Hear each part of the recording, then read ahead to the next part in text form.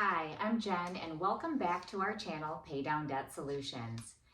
Today I want to go over our giveaway. I have two winners here and I'm going to read these, and I am going to try to keep anonymity. So if the names in here have a first and last name, I won't, I will not say what they are, but I will email them and let them know that they won. So let me see if this one is anonymous enough. And this one, I will only say the first name. This is a Mariah. Mariah, I'm going to email you. You have won $150 in our giveaway. Thank you so much for all your comments and for following. We really appreciate all of you. Thank you again so much. And our second one is,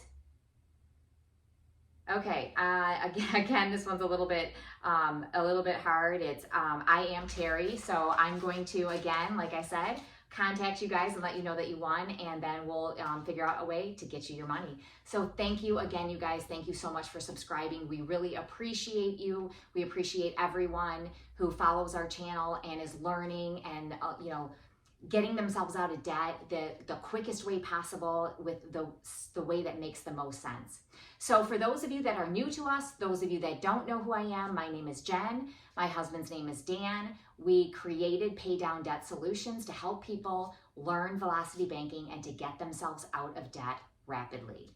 So I want to go into, as I always do, and sorry to bore you for those of you that are coming back to us, I want to go into, let me set those aside, a little bit about our backstory. Again, my name is Jen, and I am an ex-branch manager and an ex-banker. So I come to you with a vast knowledge of banking and a vast knowledge of these banking products. And so I can tell you that I am a business owner. My husband is a business owner. We have been for many years. And we didn't know about velocity banking until a couple years ago. And we come to you with let's just put it this way.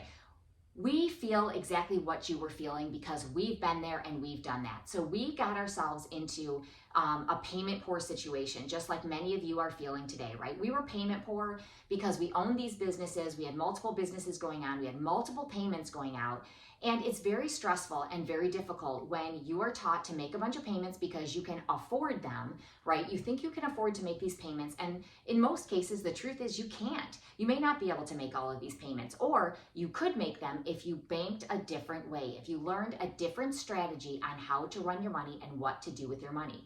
And so that is the whole premise behind velocity banking. It's not about what you do, how you're spending your money. It's where you're putting your money, right? So we all know we have payments. There are payments that we're making, and there are things that we buy, and we can purchase those things.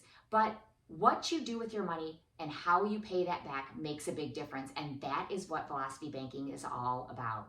I know that if you're watching this channel today, that you are feeling strapped and you're feeling tight and you want to know if there's a better way, if you can be doing something different with your money. You might come to us because you're on the verge of bankruptcy. And I understand that because Dan and I actually looked into that at one point. We looked into, maybe reorganizing all of our finances and trying to figure out a better way. And we thought that bankruptcy might be part of that. But the end result was it wasn't. But what was velocity banking, okay? And the pay down method, which we developed. So I understand where you are, and if you're here with us today, it's because you probably have a bunch of maxed out credit cards and you're trying to figure out what your solution is and if there's a better way. Please, please, please don't go into these debt repayment programs. Please don't do that. Don't restructure your debts that way. Try this first, because I believe many of you can make a change and save yourself using velocity banking rather than going to these predatory debt repayment companies. You guys, they're awful. I can't even tell you enough how many people I run into that come to us after they've gone into these programs, and we can't do a whole lot for you if you're in that point, if you're at that point, unfortunately. So please, please, please don't do that. Try this first, okay? Try this first. So again, as a banker and as a branch manager, I can tell you that the whole banking industry does not teach banking this way. And the reason they don't do that is because they teach you to keep money on hand and keep money in the bank for, a what if moment. But the only one that's really serving well is the bank, right? Because the more money that you have on deposit with them, the more money they can lend out to other people, which is fine because it's worked for you in certain situations up until now, right? Because you've needed loans and you've gotten loans out there. Always align, never alone, and we're going to explain why in just a few, okay? But I know you guys have taken advantage of that. You've gotten credit cards through the banks, you've gotten loans through the banks, you might have gotten personal loans, maybe you got a mortgage, maybe you got a boat loan, a car loan. All of these loans, all of these out there are, they help you because you can get a vehicle with it, you can pay down some debt with it. There's lots that you benefit from it, but at the end of the day, the amount that you're paying back is astronomical, and I'm here to tell you that there is a better way, okay? And so when you look at bank and banking, okay, the banks are there to make money. That is what they are. They are a business, just like I run a business, just like many of you out there are business owners. You run a business, right? The bank is there to run a business. And so they are making money off of every deposit that you have on hand with them, be it through the investments that you have with them, maybe it's through your checking and savings accounts. All of that adds up to their bottom line, and they take that money and then they lend it out, okay? And let's not even get into FDIC insurance, because if you want to talk about another, scam out there, it's FDIC insurance, right? Because banks should have dollar for dollar on hand for you in case, something happens and everybody, goes to get their money out. I'm telling you, if you think you're going to run to the bank and get your money out, if there's some event that happens and you want to go get your hands on your cash, it's not there. The banks don't have it. So FDIC insurance is another thing that, forget about it, right?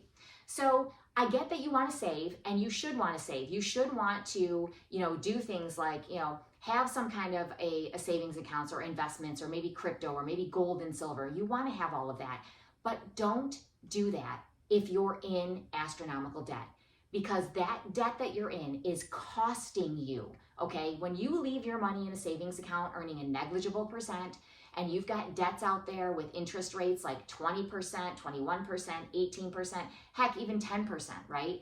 You're not keeping up with what that investment is doing for you or what that savings account is doing for you, almost guaranteed. So it's better to handle your debts first, and then with the cash flow that we create using the velocity system, using our pay down method, right? That is what you then eventually will use to build your wealth. Okay, that is wealth building, and that is what we're going to be teaching you. So stick with us, keep learning from us. We're going to get you there, you guys. We're going to get you there.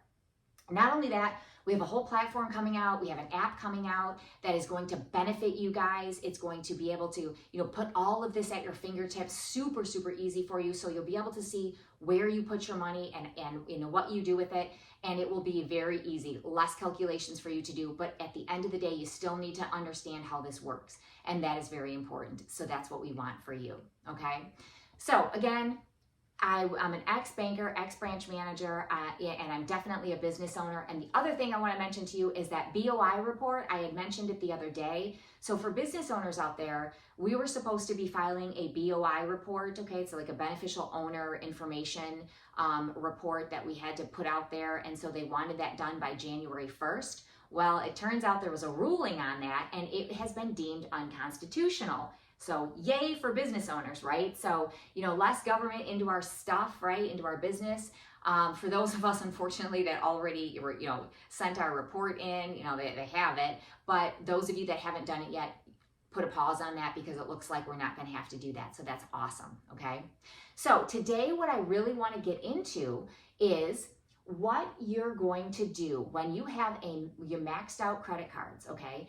And you're trying to figure out a strategy for what to do next, right? So this is Paydown's maxed credit card strategy, okay? And not only credit cards, yes, definitely this works with credit cards, but it's credit card and debt. So it's a strategy that you're going to be working when you have maxed out cards, and to try to hammer that debt down. Because I know that if you're watching this today, this is probably the position that you're in. And I don't care whether you're making, $8,000 a month. I don't care if you're making $18,000 or $1,800 a month. Everybody who feels that they're in this position with maxed credit cards, you're all feeling the same. You might be, sitting at different levels, right? But you're all feeling the same. And all of us got there for whatever reason. It doesn't matter. Leave that baggage at the door. It doesn't make a difference. You know, none of us are perfect people. And not only that, when banks are telling you, get this loan, have this payment, you can afford this, you can afford that, you're trying to keep up with the Joneses, all that stress and pressure out there to, you know, keep up with your neighbor and to, you know, you want stuff, right? You want all this stuff, and that stuff costs. And a lot of times it costs in payments, and that payment ends up making you payment poor. All right. So that's something that I want to talk about today, what the strategy is going to be moving forward and how you get yourself out of that.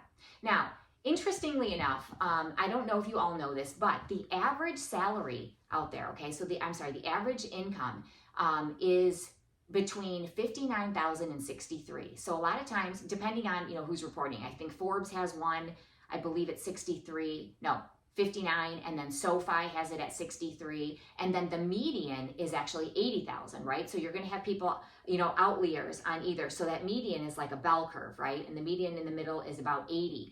And so, you know, you've got people on this side, and then you've got people on this side, and they're extremes. So the 80 is right in the middle. So again, I know that, you know, if you think about these people out there making $16,000 a month, and you know, you might be, you know, owly with them thinking, you know, how are you in debt with $16,000 as your monthly salary, right? You might be looking at them, but you know what? You guys are just like you, and they're in the same boat you are. They all got there somehow. So let's come together on this. Let's really come together and help each other out. And that's what this channel is all about. So I want to go into Paydowns Maxed credit card strategy and what you do, right? So this is a strategy that Dan and I have come up with, and it's working very well for people. So when you look at Paydown, okay, our strategy is a three-step system, and this is the three-step system plus a little extra, okay? So number one with our three-step strategy is, number one is to organize your bills, right? So this step is key to your success. You must know all of the funds coming in and going out of your household business, every debit and every debt and every debit. So every debt that you have and every debit that's coming out of the household, you need to understand and know about. I mean, and I'm talking about all down to those little itty bitty piddly, like Hulu, Amazon, Disney Plus, what are some other ones? Peacock, Paramount Plus, all of those. And you know what, aside from that, guys, let's think about this. And I'm not telling you to pinch pennies, right? But do you need them all?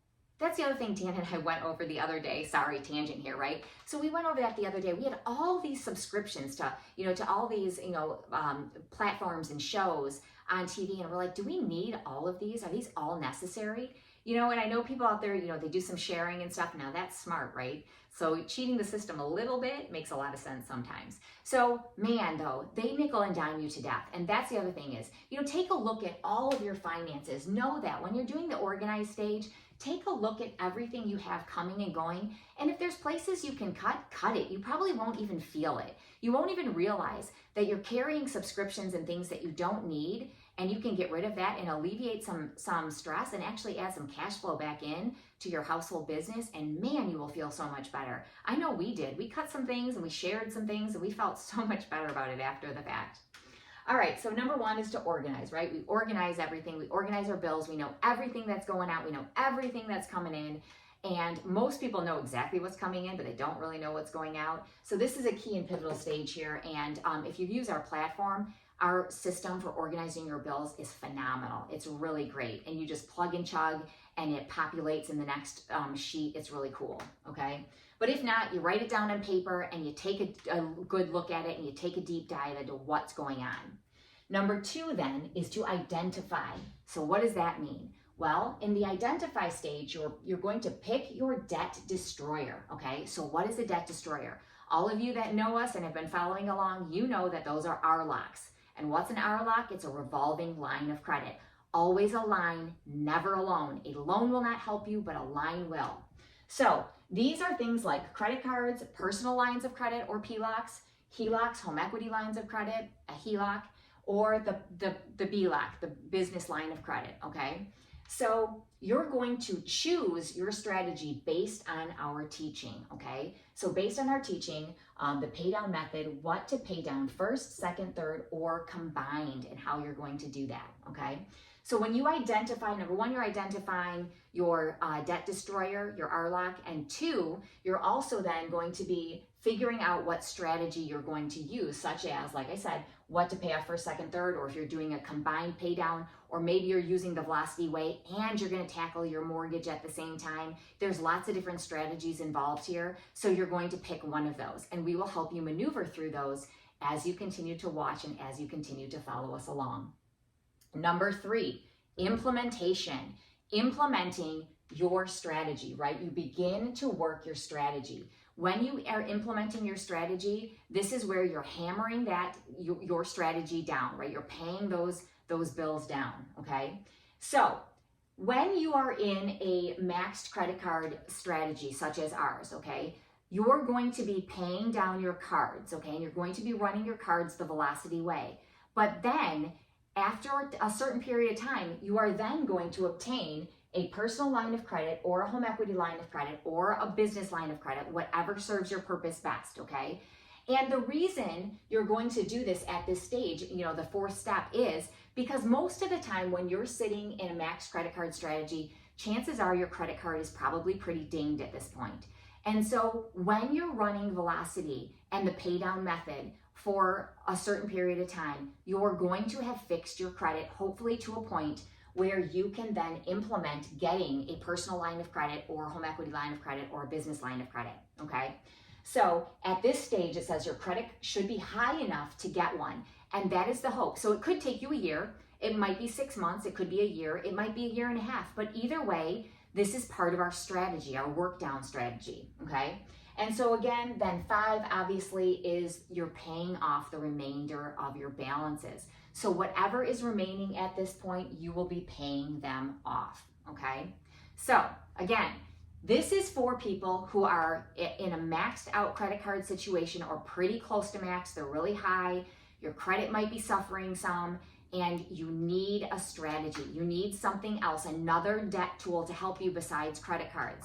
And so funny story is for you, is that when Dan and I a couple years ago, when we started working with Velocity Banking, we actually did this and didn't even realize at the, years later, like now when we look at it, we're like, oh my gosh, this is the strategy we actually employed and it worked great for us.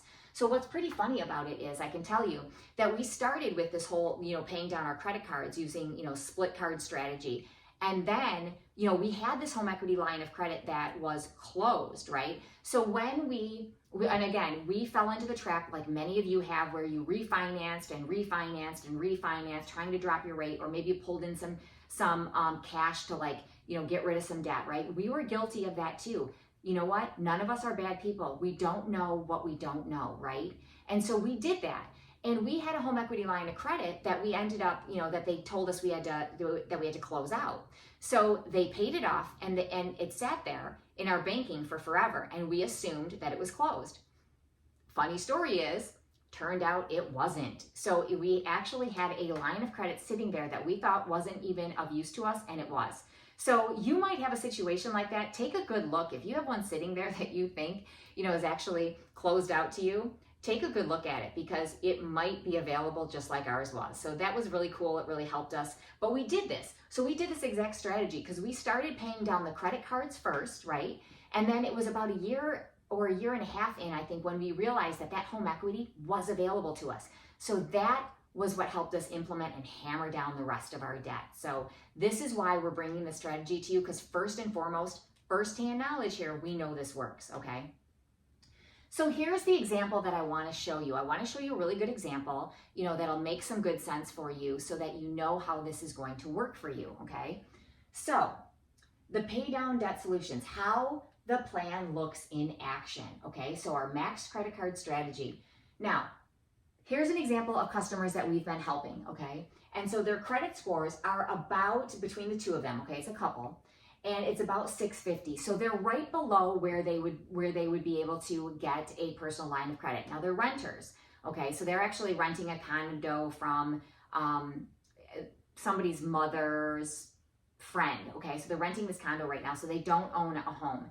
So they're renting, and their credit scores are about on average about 650. So you want to be at 680 or above really to get a personal line of credit. And so that's kind of where they're hovering, right? They're just below that. So this strategy should work very well for them, okay? So the household income here is about 52,632, right? So they're really, right among those averages, right? So they're sitting there, right about average income. They're a little bit younger. They're not super young, but they're a little bit younger. So, they still have a lot of earning potential out there. There's still a lot of, growth that they're going to do. But at this stage, they've got income at 4,386 and their total expenses are 4,160. So that means that they do have some cash flow, but it's not a whole lot, right? It's $226. And I talk about this often where this $226, they tell me that's eaten up every single month. It's gone, right? They have stuff come up or they think they need to spend money on something. So at the end of the day, they feel payment poor because they don't have anything. All right. So this ends up, somehow gone, frittered away. All right. And so this is another reason why the snowball method and the avalanche method I'm not a fan of, because what happens is when you have extra cash like that, you're going to find a place to put it, right? If it's sitting there and it's sitting in your checking account, you'll find a place to put it. You'll find something to do with it because that's human nature. And it doesn't mean you're a bad person. It's just human nature to want to do something with that money or spend that money or treat yourself. And I get it. So that's why I love the Velocity banking system, because when it's already inside of a debt weapon, it's not there staring at you, okay? It's not there staring at you in the face. And so you a lot of times don't go out there and spend extra because you don't even realize you have it, okay? But it's working down your debt for you. So here's the cash flow that they have, but at the end of the month, they're saying we end up not having any cash flow because we spend it. Fair enough, right? It happens. Okay, so their rent right now is $1,100. Okay, so that's what they're paying for this condo. And they have two car payments, car one and car two, we'll call it. One is for $491, the other one is for $230. So that means their expenses in their rent and cars alone are $1,821, okay? So that means that these are expenses, again, because we're going to be starting with credit cards, okay? The credit card is what we're using to pay down we're using that as our debt weapon, our debt destroyer, and that's what they're going to be using to start their pay down strategy. So that means that anything like car payments and rent and other credit cards, you cannot pay through a checking account, okay? I'm sorry, you cannot pay through a credit card. So that has to be held out into your checking for now, and then that has to be paid through the checking, okay? So those cannot be paid through a credit card. But we have what's called chargeable expenses that can be. Okay, and so the chargeable expenses are basically all the other expenses besides their rent, their two cars, and their credit cards, and their personal loan that they have. So every other expense they have is a chargeable expense. And in this case, their chargeable expenses are $1,665 a month, okay? So now let's go into the credit card debt that they have and their personal loan debt. So right now they have credit card one. It's sitting at $5,260. That's the balance on it. It is for $139, okay, that's their monthly payment, and the card is at 19.75%. They have credit card two here. Credit card two is for $4,980. It is a $100 a month payment, and it is at a 20% interest rate, okay? Credit card three is at $7,690, and the payment on that is $211, and it's at a 21% interest rate.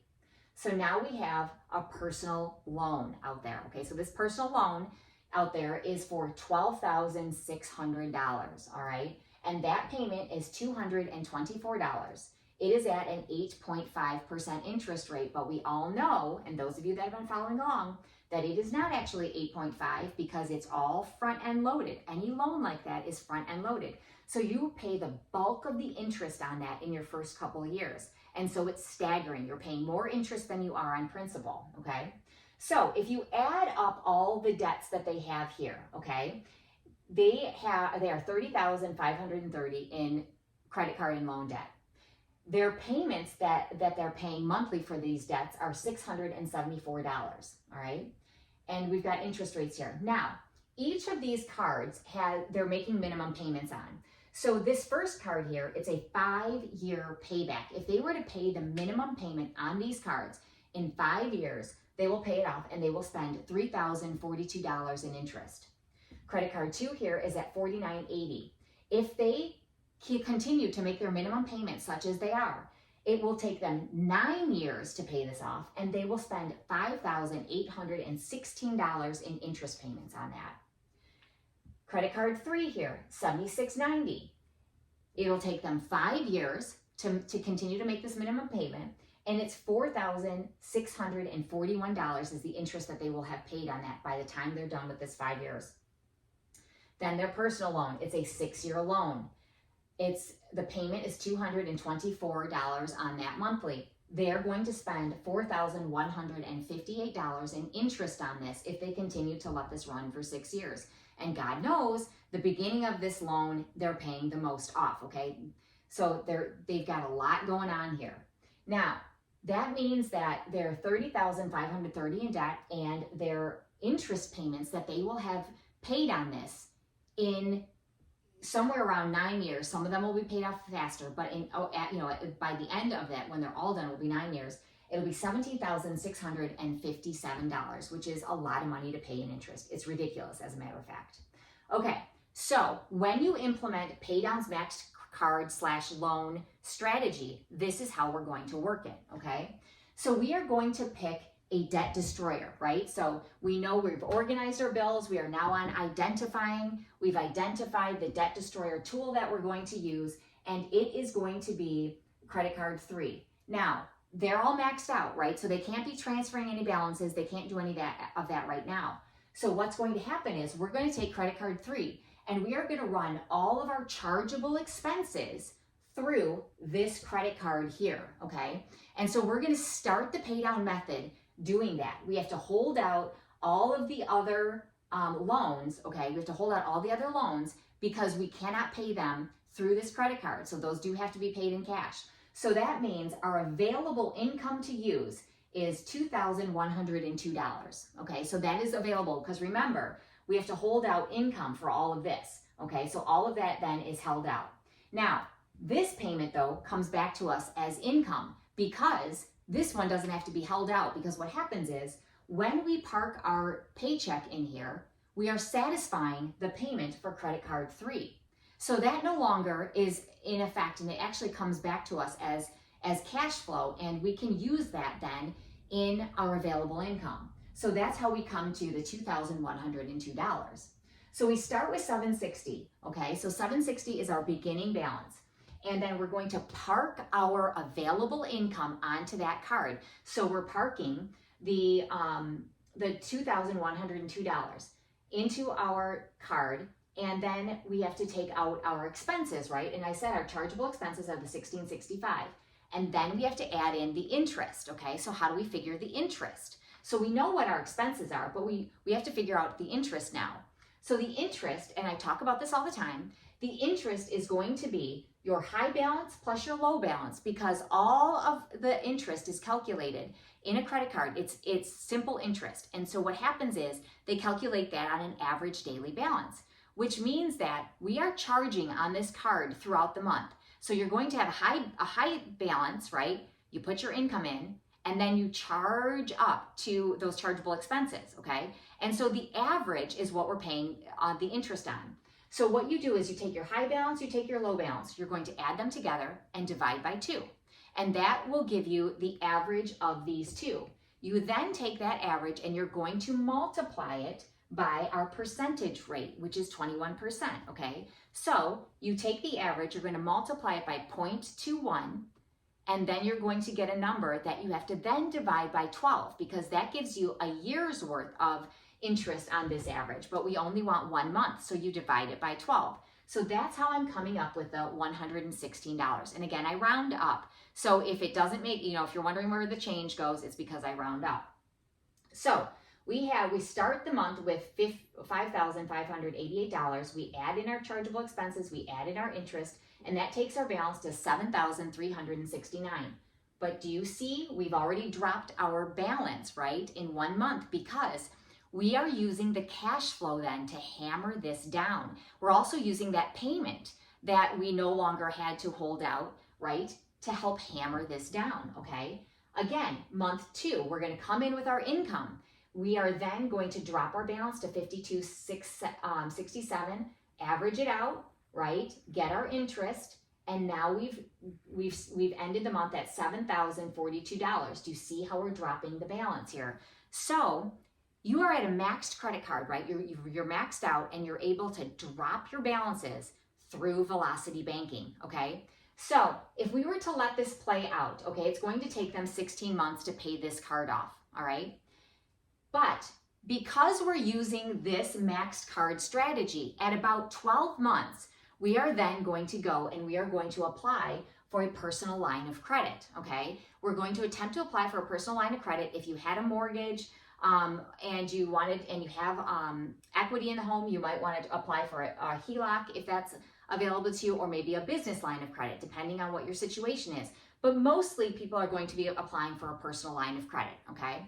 So at this stage, you're going to apply for the personal line of credit. And let's say, because again, they're just starting this, let's say they obtain it at about 12 months and they get it for, let's say, 12% interest rate, because that's what they're going for, all right? And they're able to get one for $25,000, all right? So now, personal lines of credit, you can get them anywhere from $10,000 to $30,000. It really just depends on the bank and what your situation is. They're not too far behind from getting to that level of credit score where they'll be able to get a personal line of credit. And I know that they'll be able to do this because what's going to happen is these balances after a year are going to have dropped, okay, because you're making some payments here. So the total balances should drop by about, after 1 year, about $7,000, which means these credit cards are not going to be as maxed. And so you're going to have shown some pay down here, and they should be able to obtain a personal line of credit. If they weren't able to do it after a year, you carry it out a little bit further and then you try again, okay? But just don't be hitting, a bunch of different places, because you don't want to ding your credit by, continuously applying. So don't do it sparingly. All right, so now that they've obtained a 12% personal line of credit at $25,000, so these balances have dropped some, which means that here is our new line of credit. So the balances after a year's worth of time are going to be $23,500, okay? And so we've taken those, we've dropped all of our, we know what our interest is going forward, we've dropped all of that. And so $23,500 is where we're starting with all the balances. We've pulled them now into this card. So all of these, right? So all of these are now into that personal line of credit. That's where they all are. So what does that mean now? What that means for us is we can actually, at this point, use our entire income, okay? We can use our entire income because no longer do we have to hold anything out in a checking account, because these personal lines of credit are attached to or are linked to a checking account. So they will either serve as overdraft protection, meaning that you can actually use your debit card now to pay all of your expenses, because they'll pull from that line of credit and cover them, okay? So they could be linked that way for overdraft protection in a sense, so long as there's no fee. So you gotta watch for that. Now, if they're not linked for overdraft protection for fee free, then you just have to manually move it from that line of credit into the checking to cover the charges. Or you take one credit card, you charge everything through the credit card that you can, and use that, and then pay the other ones through that personal line of credit in the way that I just described. Okay, so there's a couple different ways you can work that. The best way is to have it draw from that line of credit with automatically without a fee, though. You got to check on that, make sure there's no fee. Otherwise, you manually move it. So now we have all of our income that we can use. So we're able to use the 4386, okay? And so our income comes in and it drops our balance then to 191114. Same thing as we're running here, but at a 12% interest rate. Add the high, add the low, average it, multiply by 0.12. You're going to get the 12 months, divide that then by 12 to get a 1 month, which is going to give us our 213. Now, what about our expenses? Well, our expenses are 3486. Okay, Jen, how did you get that number, right? Because that's the next question. Because if we had total expenses of 4160 and they were 1665, but remember these were chargeable, and now we're saying they're 3486. Well, so what have we done? When we rolled all of these into that card, guess what happens? This 674 no longer applies. It's gone, okay? Those payments have been satisfied, right? Because we pulled in all that debt into this card. So this now is subtracted from our total expenses, which gives us this number here, okay? So that's where that comes from. Now, we then run this down, okay? So when you use the pay down strategy, when you use your maxed credit card strategy in such a manner, this is what happens, okay? So we know that after 12 months, they were able to obtain a personal line of credit. And then we took the personal line of credit and we rolled it all in it and we worked their strategy. And after 25 months, here's the results, okay? This is what the results will be if they run it this way, okay? So after 25 months, and let me take this away, covering it up here for you, the great reveal. All right. So after 25 months, they have spent $3,088 in interest on this PLOC here, okay? And what that means is, here were our totals, okay? For credit card 1, 2, and 3, after a year's worth of time, it's $995 they paid for credit card 3. They paid $978 for credit card 2. Then they paid $980 for credit card 1, and they paid $1,606 for that P loan in interest, okay? These were the interest payments after that first year. So that came to $4,559. All right. And we know that in 25 months, though, so we have to add the 12 months to the 25 months, okay, which gives us 37 months. So it took them 37 months to be debt-free. It took them 3.1 years to get this done, okay? And so if we take the $3,088 using this, and we take the $4,559 and we add them together, that means that that this cost them $7,647 in interest payments. But what did it cost them over here? Check this out. So it cost them, right, $17,657 in interest if they were to let this run for all the term on this, right? And in 3 years and 1 month, we saved ourselves $10,010. That is what is so incredible about the pay down method, about Velocity Banking. This is why we bring this to you, because we are so excited about what this can do for each individual. So, pay down to maxed credit card strategy. If you find yourself in this position, study this, do this. If you have any questions, you guys can contact us. We're at info@paydowndebtsolutions.com. I'd be happy to answer any questions. Thank you guys so much for your questions. Thank you so much for your comments. We appreciate you. And I'm so happy for the winners, and we'll be contacting you soon. Have a great day. Talk to you soon. Bye.